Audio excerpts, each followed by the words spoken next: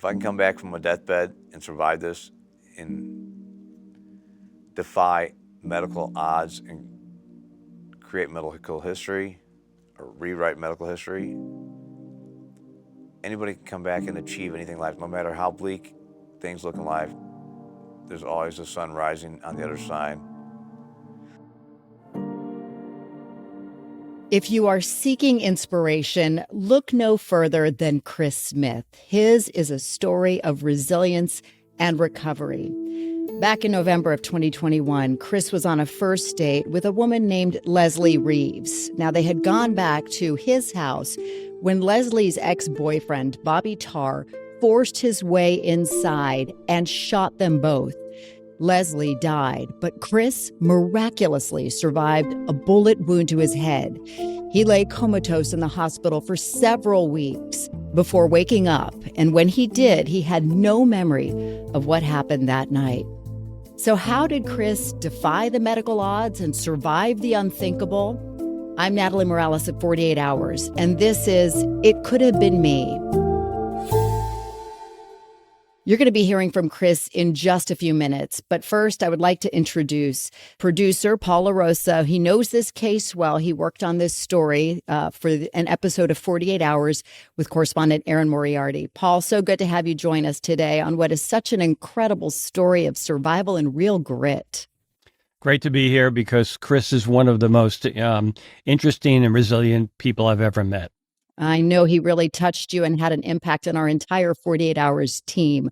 Walk me through, Paul, what happened on that night, November 24th, 2021. Right. So it was the day before Thanksgiving, the evening before Thanksgiving.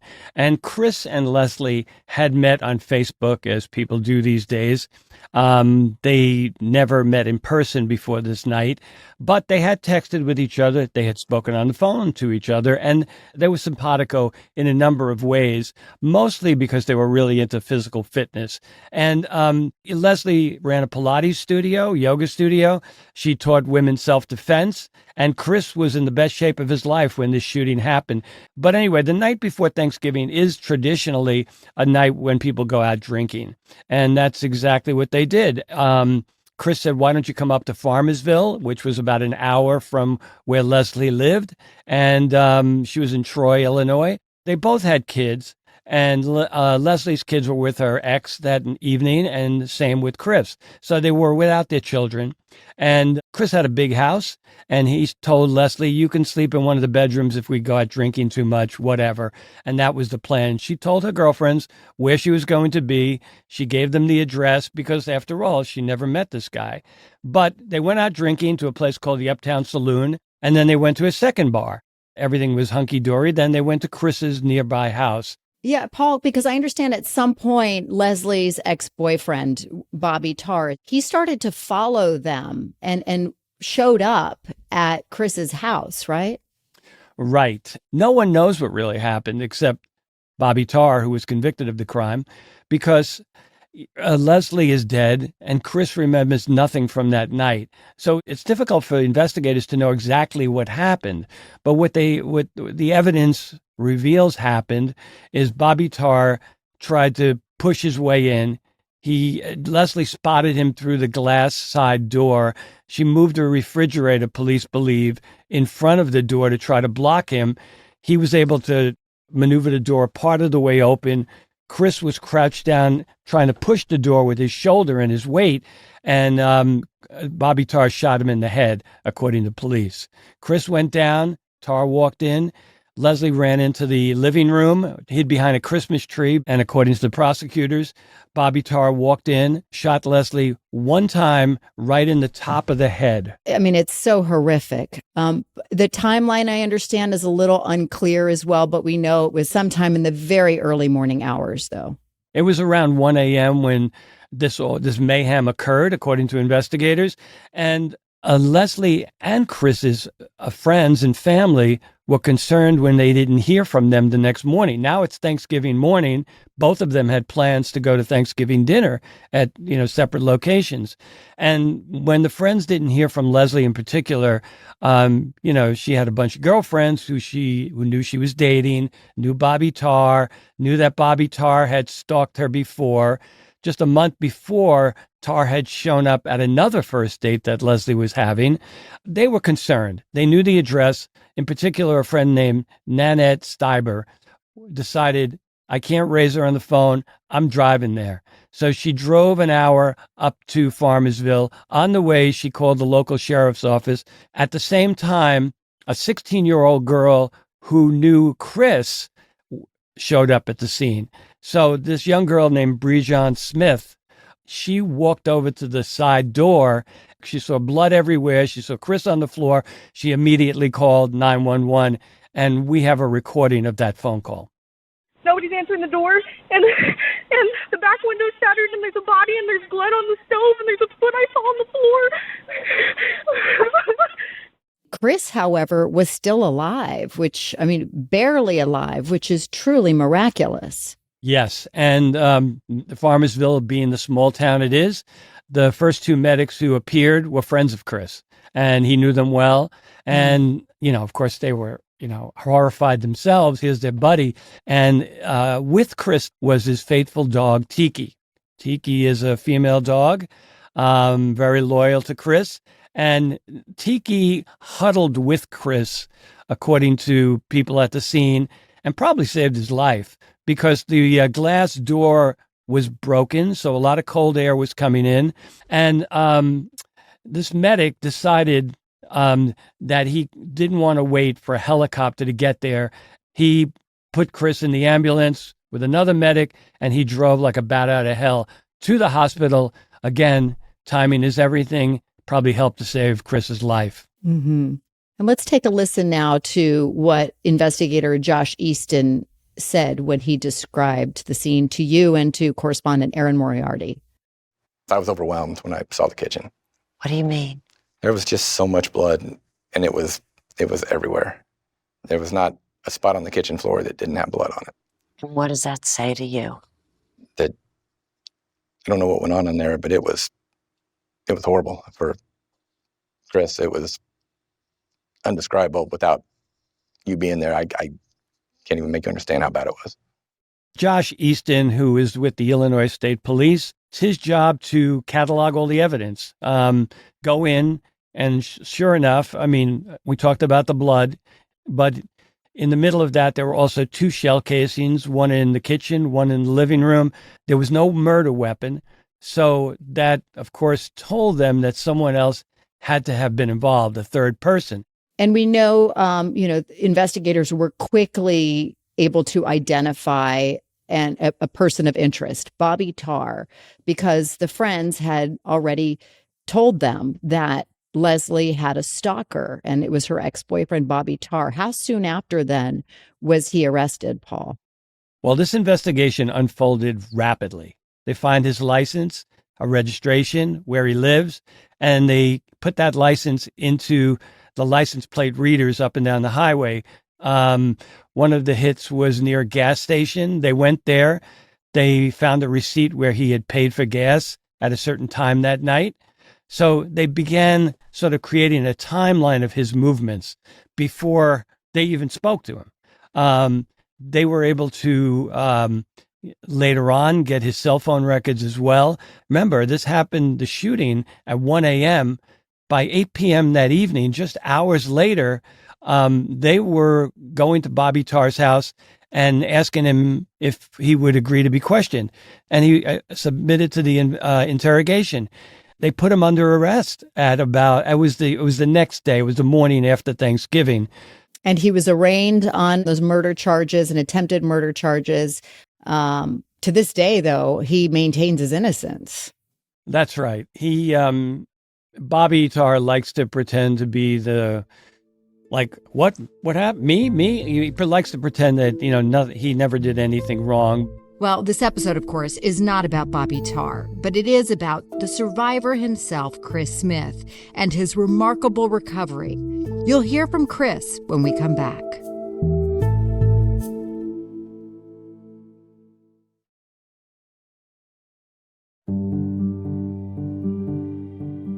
So let's hear from Chris Smith himself. Chris, welcome. It is such an honor to meet you.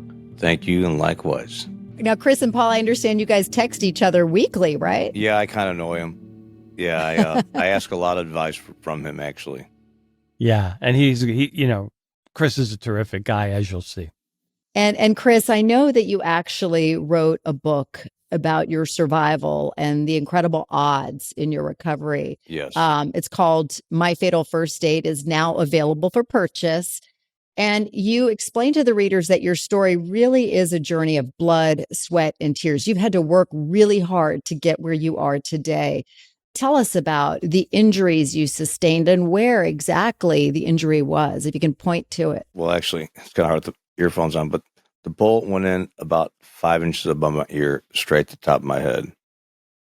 And as Paul said, I'm sure you all have talked about, I don't remember anything of that night. I don't remember Leslie. I was told that we met on Facebook. Which I find really interesting because they spoke on the phone and texted 2 weeks before the incident. But it's interesting how the brain works. It just excised Leslie out of his brain.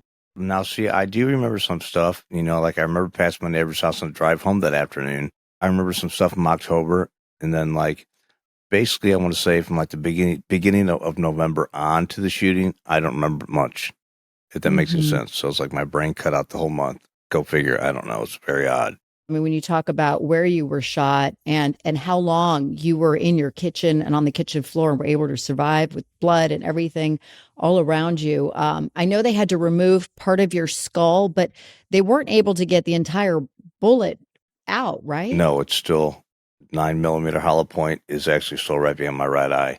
And they say it's a fragment, but it's actually the whole thing.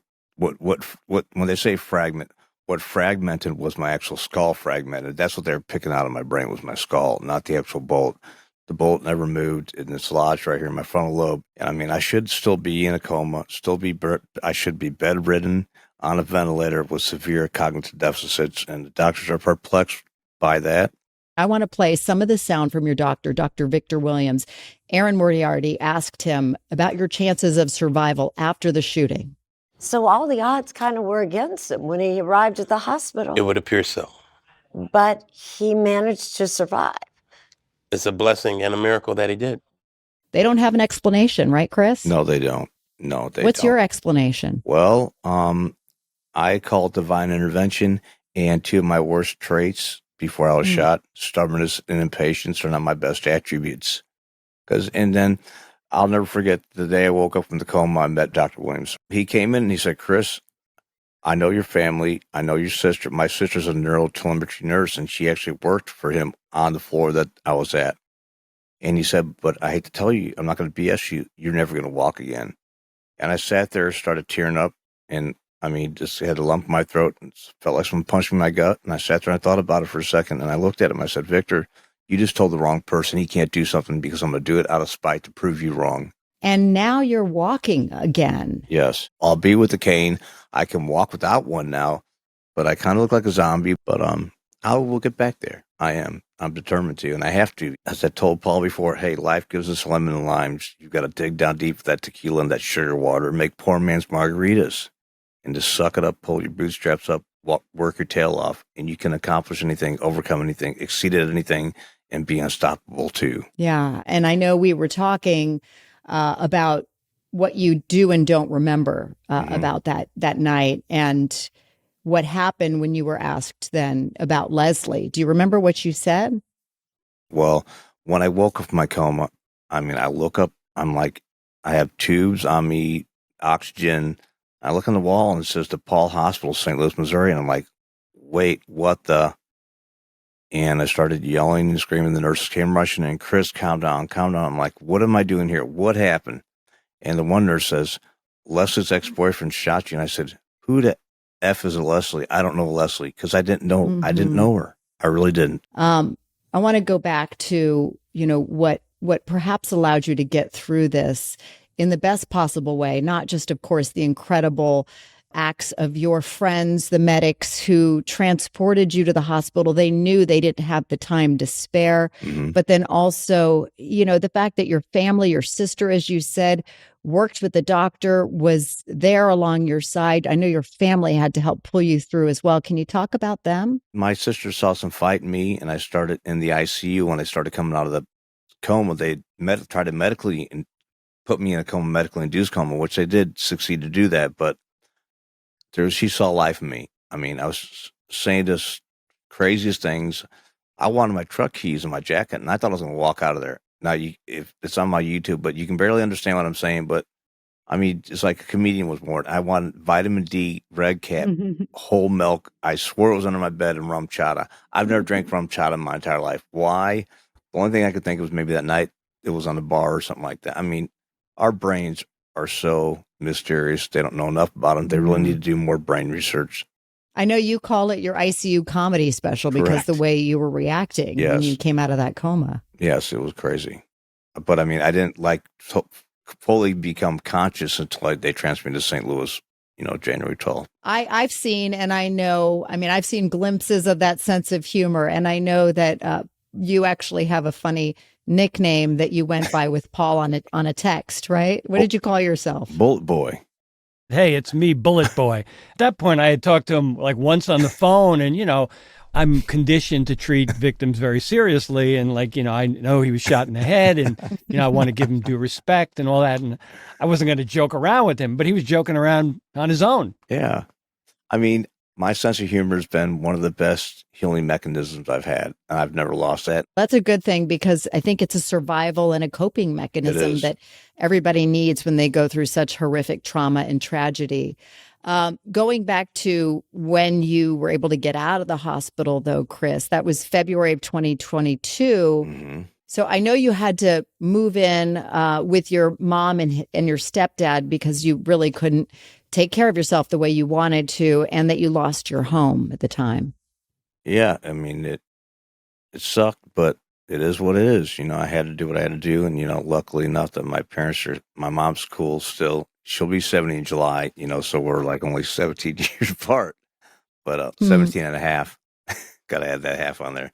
So, I'm very fortunate, and I love my stepdad to death, so I mean, I'm very lucky. Paul, I know you've met them as well. Yeah, he has a great family. I've met his mother, his stepfather, and his sister. And, his sister is very intelligent, and she's a nurse and beautiful person. And the stepfather is very friendly and has two big dogs that run around the house. And that's one reason, by the way, that Tiki is no longer living with Chris. Tiki, the dog that helped protect his life. Tiki is with a neighbor. Yeah, I was wondering about that, Chris. I mean, do you feel that Tiki might have helped save your life that night? Definitely. They don't understand how I lived. There's so much blood I lost, but she was laying right there, cuddled up next to me the whole time. So she's a great dog. And I think there was some evidence as well. Was it on your chest that she perhaps had tried to get on you? Yeah, her little paw marks are right there. Yeah. Oh, yeah. It's just we didn't. I guess no one knew what that was at the beginning, and then he figured it out, or his family figured it out. She was just trying to wake her daddy up. By the way, I don't know if we ever mentioned it, but he was there for about 12 hours, laying on the kitchen floor before anyone found him. Yes. In April of 2024, though, we know that that's when Bobby Tarr's trial happened. Mm-hmm. Were you there? No, I did not go. His family was there. And they told him every day what was happening.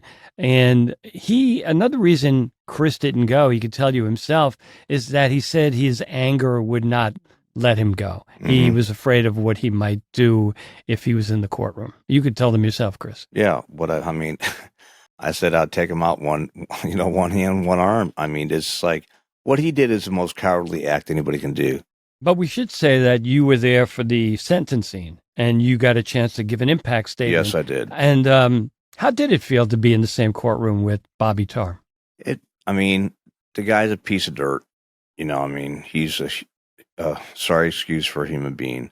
You talked about the fact that Tar killed you without killing you. What did you mean by that? He took my life from me. He affected so many other people, my family, my little girl, my son. I mean, my friends. I mean, they've had to suffer with me through my recovery. We cannot forget the victim here as well, Leslie Reeves, and what her family has had to go through and endure as well. Just horrific, the tragedy. I mean, it makes you grateful for everything you have, you know. Absolutely. Absolutely. You are the living testament of that now.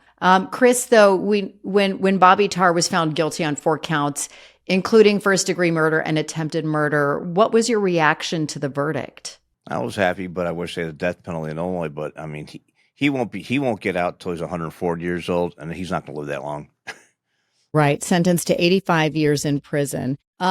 What was truly shocking, though, is even after Bobby Tar is convicted, he's in prison.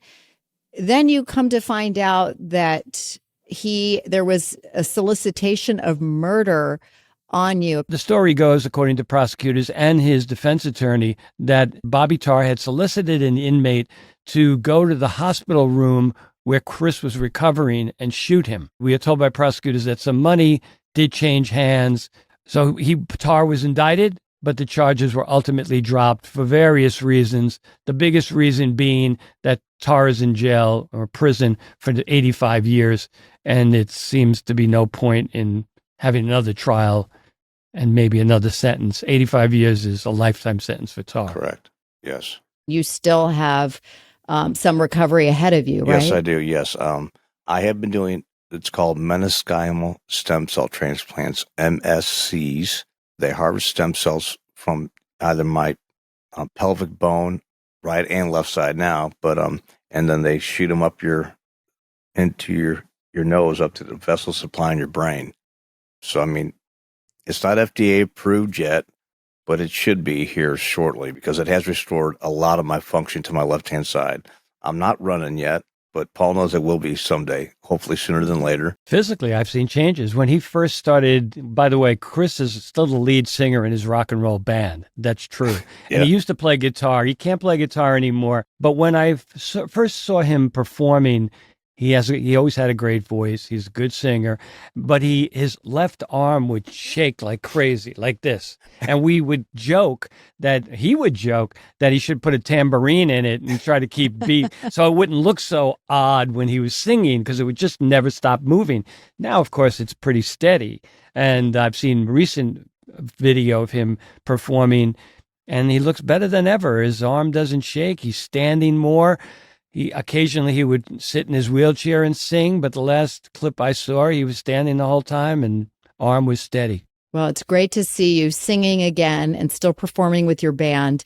I hear, though, there is another woman in your life who Yes. has really become your angel. Yes. You have fallen in love again. Yeah. Tell me about her. We Michelle and I met. It'll be 2 years this June, and we've got a house together. And yeah, I'm starting over again. You know, starting over. You're engaged to be married now? Yes, we are. When are you going to get married? We're looking at this fall. Mm-hmm. Oh, amazing. What led you to write the book?